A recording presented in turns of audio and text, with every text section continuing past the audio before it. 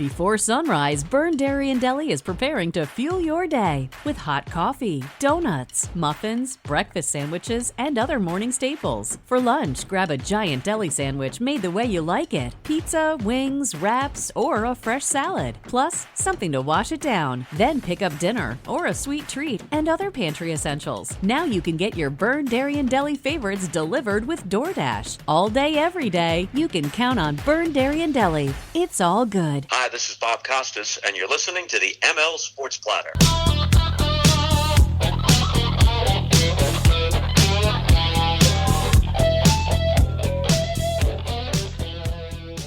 Another edition of the ML Sports Platter, all over the major platforms. Make sure you download, subscribe, leave feedback, and a 5-star review. Share where necessary.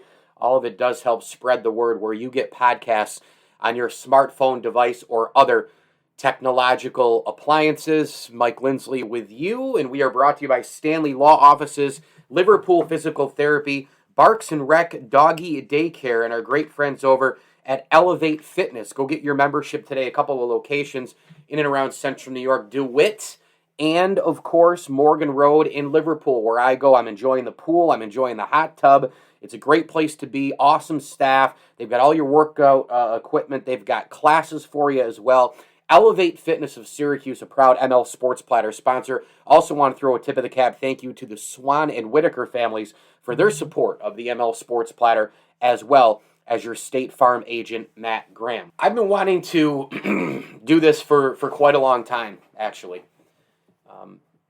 I've wanted to do a whole podcast on Alexander Ovechkin, just me, talking about him chasing Wayne Gretzky's goal record, all of it.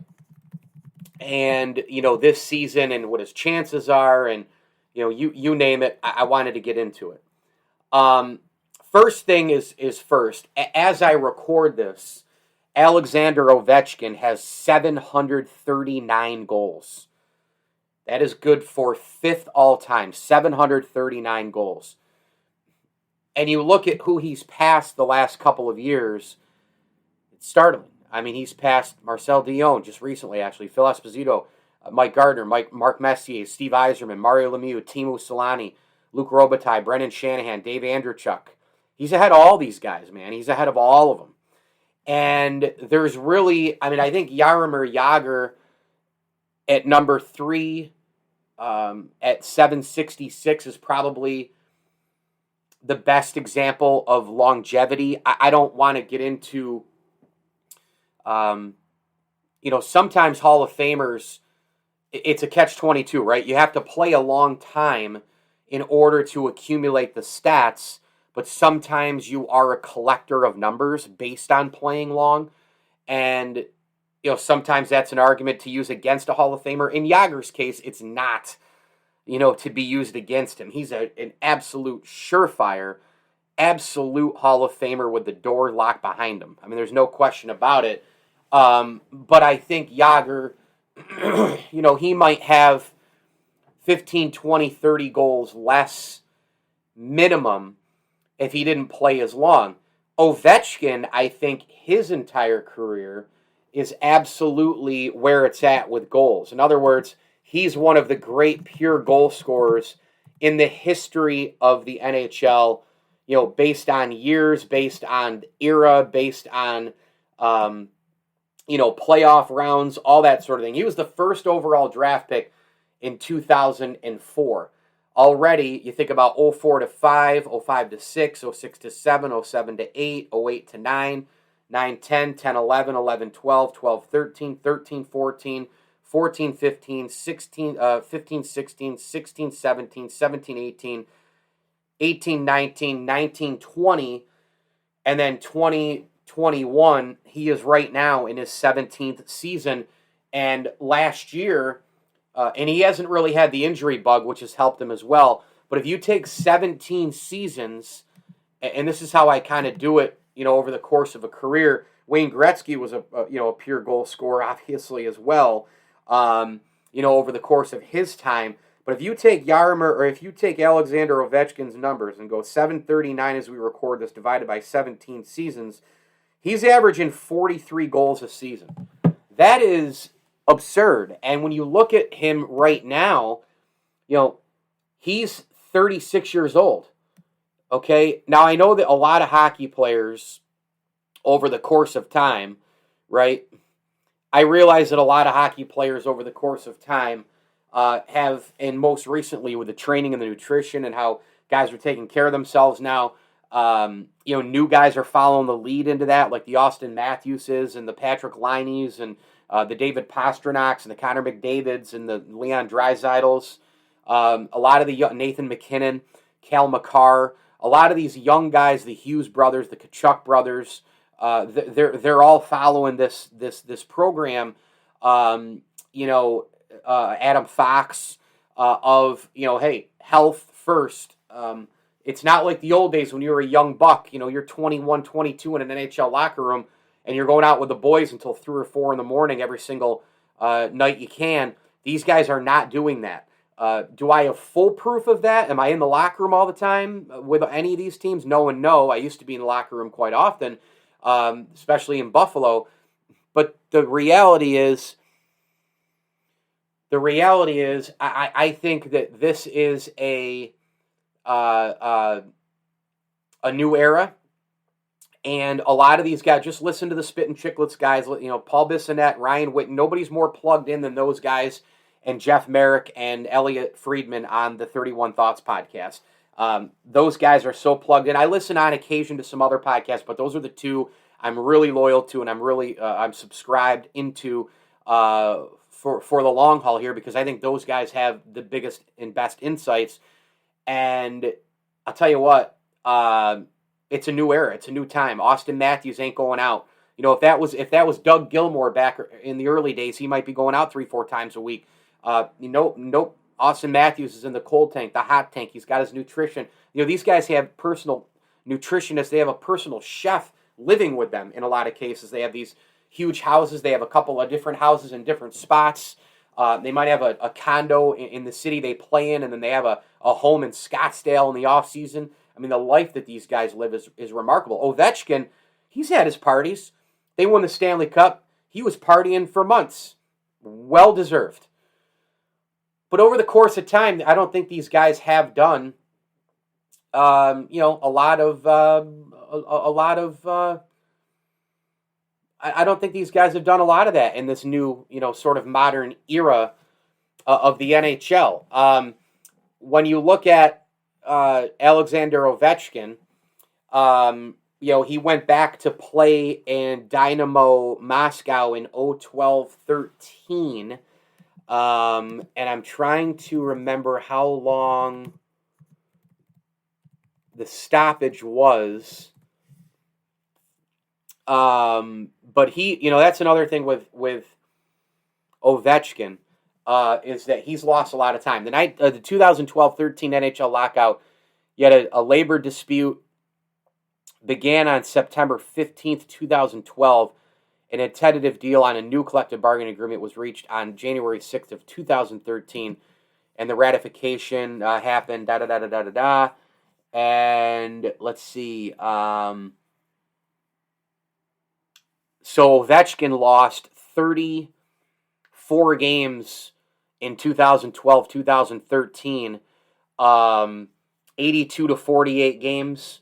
So he got screwed out of some games there as far as his record goes. And I know that there are many, many different circumstances where guys, the factors work against them no matter what.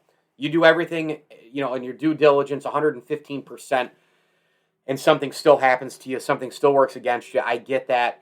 But that's a lot of games. I mean, that's so Alexander Ovechkin, 6, 7, 8 years into his prime, losing 34 games in the regular season. You think about that, he's averaging about a goal a game probably at that point. That's another, I would say, between 30 and 40 goals, maybe more, maybe. But I would say on the low end, I'd probably put him at 30. Low end, very low end, 30 goals. I would guess he probably would have scored 40 in that time, but you don't know, so you give the low end there. 30 more goals there. He's got 769. He's third all time right now, if that's the case. And oh, by the way, coronavirus. He lost a ton of games. With the 1920 NHL season. They ended up being delayed. Corona hit in March, right? NHL got peeled off the ice, just like all the other sports. They get into it a few months later, and then they finish like in late summer. I think it was late August in 2020. Ovechkin missed 4 games due to, I think, getting Corona. 7 games he missed due to a groin injury. There's another 11 games. And then he really dedicated in the off season. He really dedicated himself with his trainer to work on many, many things to get back to conditioning for a full season. As far as the endurance of Ovechkin,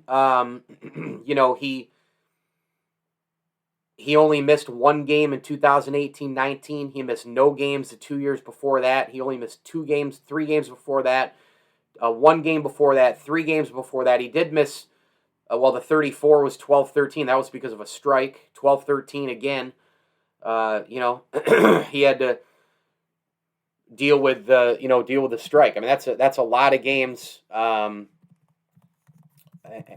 I'll tell you what, he loses. Actually, now that I think about it, let me go back to that. 2012, September of 12, the deal reached on the 6th of January 6th of 13. So yeah, probably 30. I would say. Yeah, I would probably say about 30, 40 goals he lost in that time, right? Because he played 31 games with Dynamo and 48 with Washington, so they missed the 34 games that I had mentioned.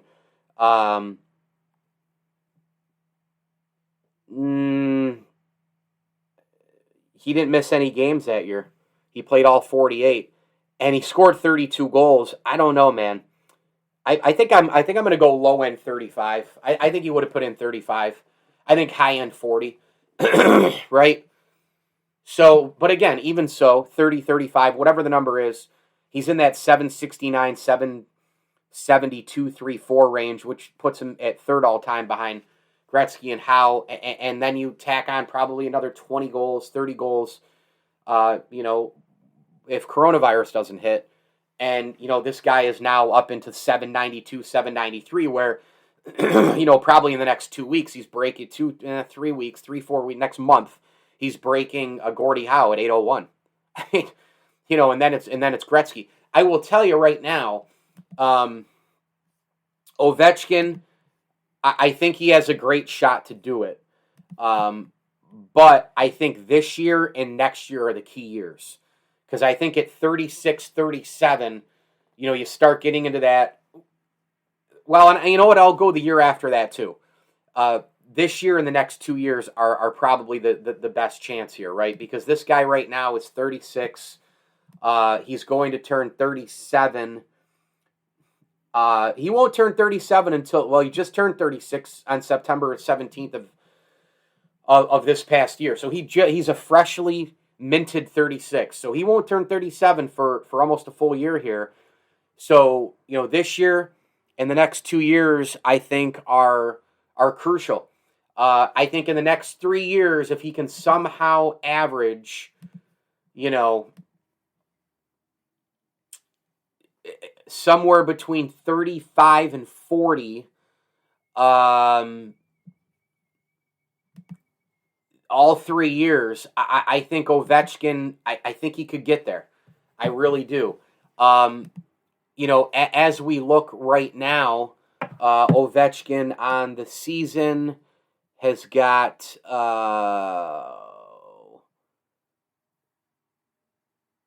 let's see here. He's got, my page jumped. I got to look up the Ovechkin stats. I'm trying to think. Does he have 8, 9 goals? I think that's about right. Let me just quickly. Yeah, he's got 9 goals so far this year. So if he can get it, let's say he can get another 31. That gives him 40. And then let's go 35 the next year and 35 the year after that. Again, assuming he's healthy. That puts him at age 38. And you add 31 goals plus 70 goals of the next 2. That's 101 goals, right? 31 plus 70, 101. And you put that to his number now, that's 839, 840. That's 840 at the age of 38. He would only need 55 goals to break Wayne Gretzky, which means that if you're giving this guy, a lot of people still think he looks like he's in his prime right now. If you're giving him 3-4 prime years and then a couple of aging years but still some crazy stats, he's going to do it. He's going to do it. There's no question about it.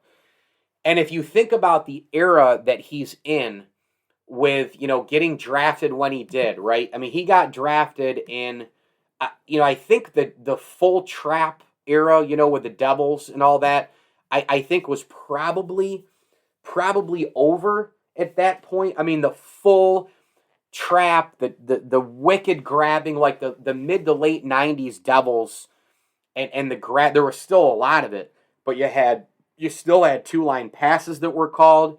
The goalie equipment had gotten out of control. Tons of clutching, tons of grabbing. Still a little bit of trap system used. I don't think it was at the height of the trap era, though, but it was still there. When you think about that, that was going on 04, 05, 05, 06, 06, 07, 07, 08, all the way up, for a good bit until the NHL started making some changes in terms of the goalie equipment. And, of course, they got rid of the two-line pass. The NHL opening things up quite a bit. I don't think it benefited necessarily Ovechkin in terms of, well, he's the all-time goal scorer because they changed rules. No, that's not the case. Where I think in the NFL, I think that a lot of these guys putting up these passing records, I mean, these yards that, Breeze and Brady and Rodgers and all these guys are putting up now, Russell Wilson will put up. Now, look, they're all the elite guys of all time. I get it. But holy smokes, I mean, you can add another 5, 7, 8,000 yards to Drew Brees because the era he played in. Same goes for Tom Brady. All about offense. All the rules benefit the offense. You can't touch anybody anymore. You can't hit a quarterback at his knees. You can't hit him at the shoulder and up because that's considered head-to-head. Helmet to helmet, just a touch is a penalty. You can't do anything these days. And, I would tell you that the NFL quarterbacks are benefiting greatly from the rules, where I don't think that's the case necessarily with Ovechkin. I do think that the overtime rule has helped Ovechkin a little bit. There's more freewheeling. There's more of a chance to, get points on that first shift. If you're the best player out there, and you're in space, and you've got all that ice to work with, and guys can't keep up with you 5-on-5 as it is, think about 3-on-3 with 4 less bodies out there, and you're just freewheeling on the back pond, right? On the backyard pond. When you're Ovechkin, when you're Matthews, when you're Pasternak, when you're McKinnon, when you're Draisaitl and McDavid, right? When you're Patrick Laine, when you're Patrick Kane, when you're all these guys, they are monsters when it comes down to overtime play. You get them out there, and it's game over. Jack Eichel when healthy, right? Like, these guys are monsters, and you can't keep up with them. These guys 3-on-3, they cannot, once they get possession and they get the motor going, there's no stopping these guys. So, and a lot of 2-on-1s are created off of that. Nobody finishes better in the game than Ovechkin. And I think the OT has helped him a little bit, but I don't think it's been a game changer. I think it's been a end-all, be-all for Ovechkin in terms of his skill set and all the rest in his career, adding that many more goals to his resume. But when you go back and think about it, like I said, if he gets 101 goals over the next 3 years, which would include this year, and that puts him at the number of 840. And then I talked to you about, with Corona and with the lockout 12-13, and you add, another 40, 50 goals that should have been scored there. Ovechkin would be at like 850, 855 by the time he's 38 if he didn't lose all those goals.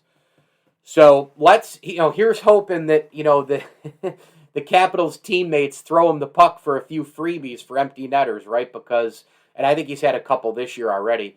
But, look, for someone who, and this is what I'll end with, for someone who grew up, I'm 41 years old. I'm lucky, man.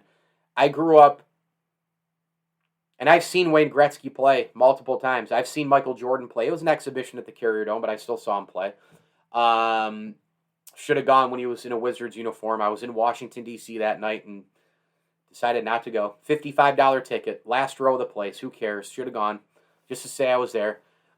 Would have loved to have gone to see him somewhere, even at Madison Square Garden as a Bull. I was a huge Bulls fan growing up. Obviously, Jordan was a big part of that. But you think about the era I've lived in, and I get jealous of older people. I don't envy their age. I envy what they've seen. I envy, Muhammad Ali and Joe Frazier, Miracle on Ice 1980, 1950s baseball, Ebbets Field, Polo Grounds, Yankee Stadium, Willie, Mickey, and the Duke, the rivalries, the 70s Canadians, the 80s Islanders, the 70s Steel Curtain, the Bart Starr Packers and Lombardi and Jim Taylor and Paul Horning and Nitschke and that company, that group. Jim Brown, seeing him run, right? There's just so many examples of things that have happened. But think about my era, right? I mean, I can go down the list across the board. The greatest quarterbacking era of all time, even with the rules and all the rest benefiting the offense and the like, you think about Brady and Manning and Breeze and Big Ben, and now this new wave of guys with the Allens and the Mahomes and in the middle, Aaron Rodgers, of course, in that previous group. And then you look at the middle guys who have kind of carried it over, and they're kind of the bridge, like the Russell Wilsons, of the world. But before that even, I mean, Montana and Steve Young and Troy Aikman and Jim Kelly and Dan Marino, the NFL. I mean, the era I've seen Emmitt Smith and Barry Sanders. I've seen Jerry Rice in his prime, right? I go to the NHL. I grew up and I saw Gretzky, Messier, Yzerman, Hall, Patrick Waugh, Marty Brodeur, right? Ray Bourque, those type of players. Joe Sakic, Luke Robitaille, Teemu Selanne, Andrew Chuck, Shanahan, all during my era, man. All of them. Jaromir Jagr, Mario Lemieux, all those dudes. Tennis, Federer and Nadal Djokovic. Before that, Sampras Agassi. I mean, Steffi Graf, Monica Seles. Golf, Tiger Woods. I mean, it's been a crazy, the Alabama football era, right? I saw Reggie Bush, grew up with, Charlie Ward, locally. Don McPherson in Syracuse goes undefeated, right? Those old Penn State teams, the Hurricanes and the Fighting Irish, those rivalries, right? All of those things, the 90s dynasty in Nebraska, right? All those rivalries, Florida State, Miami, Florida State, all of those, Oklahoma, Nebraska, grew up in all those things, that whole era, college basketball, saw the Duke dynasty, the early 90s, Kentucky coming on late 80s, 90s, right? The crazy parity, the Big East, the amazing 87, 88, 89, right up through like the late 90s, that era. Power ACC, Duke, Carolina, great college players, Carmelo Anthony. It's just been unbelievable. I mean, for me, I've lived through my sports lifetime has been absolutely unbelievable. I mean, when I look at it that way, right? I look at the NBA with Jordan and with Ewing and Stockton and Malone and Sean Kemp and Charles Barkley and Olajuwon and Shaq and Penny. I got out of the NBA a little bit when Kobe and O'Neal were dominating with the Lakers. I'm pissed that I did. Tim Duncan and that group with San Antonio, Ginobili, and Parker and company. Pissed that I got out of it a little bit there. Didn't appreciate the NBA then. I was just so pissed with Jordan retiring, and I just got out of the league. I thought the product went down a little bit. I am mad at myself for doing that. But, in Steph Curry in this era, I've kind of gotten away from the NBA. Got into it a little bit. Was attached to the star power, the big matchups, watching the playoffs. Now I'm back out of it again. A lot of the things that have happened with the social issues and all the rest have pissed me off, and the inconsistency with LeBron and company. But I still do appreciate LeBron. I appreciate Steph Curry. I appreciate Giannis Antetokounmpo. I appreciate this modern era for sure. But my era, I think, was better. The '90s, Pippen, the Dream Team. My God, that happened during my time.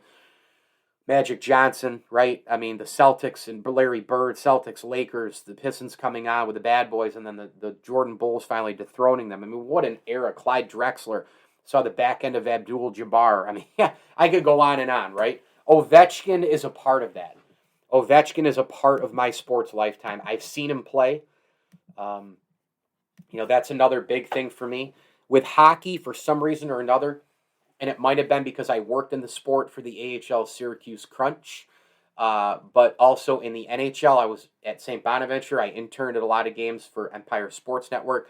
I've been in a locker room with Mario Lemieux. I've been in the Sabres locker room. And then, of course, after college, getting media passes, covering the Stanley Cup playoffs.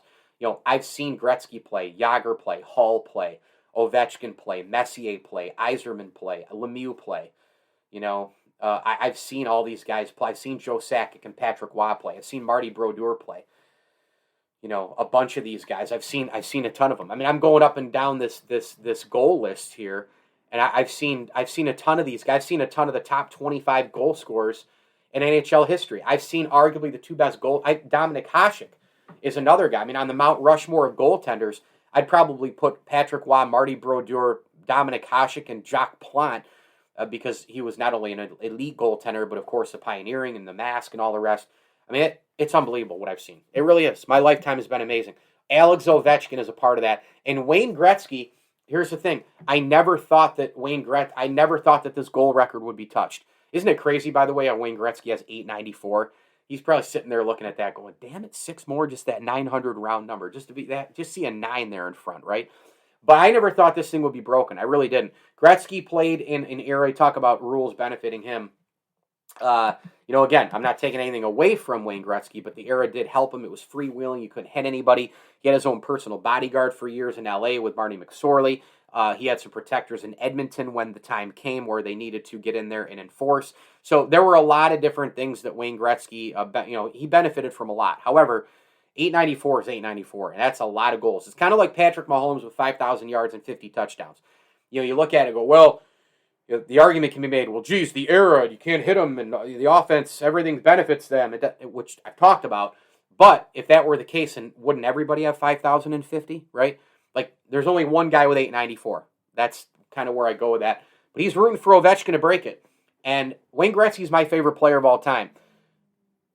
But if I saw Alex Ovechkin break this record, I don't know, man. It would be pretty cool. It would be pretty cool. I saw, I think I had seen a highlight or two. I was following along when Wayne Gretzky broke Gordie Howe's. But this would be more of like, I'm working in the business. I have better understanding of it. I mean, Gretzky's my favorite player of all time. I don't think it would change Gretzky being the greatest player of all time. I do think that the gap is closer than people think with the Bobby Orrs and the Gordie Howes and God, guys like Ovechkin. But I think it is Gretzky.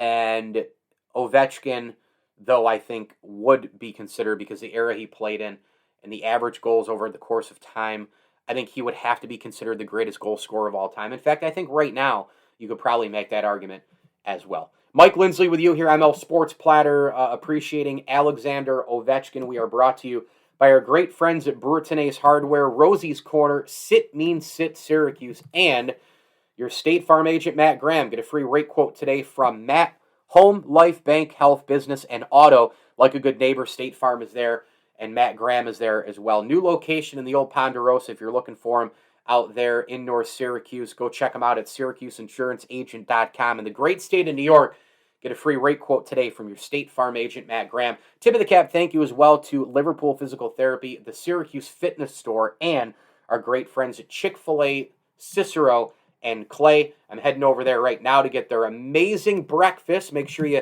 head on over to Chick-fil-A. Man, they've got it going on. Everything there is so fresh. Contactless delivery and pickup going on at Chick-fil-A as well. You can get the breakfast sandwiches.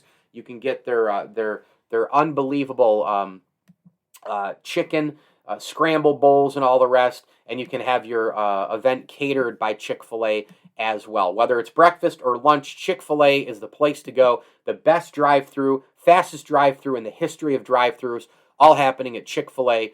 Go ahead and visit them online at chickfil-a.com. That's chick-fil-a.com. Chick-fil-A of Syracuse in Clay and Cicero, a proud ML Sports Platter sponsor. Thanks to Jimmer and his team. And I should also mention, and it's public knowledge, but Jimmer is fighting ALS right now. And just if you could all Google Fight ALS Team Jimmer, Tackle ALS, what it is, Tackle ALS Team Jimmer, and just donate something, $5 even. I donated $100 last week. Every single dollar counts.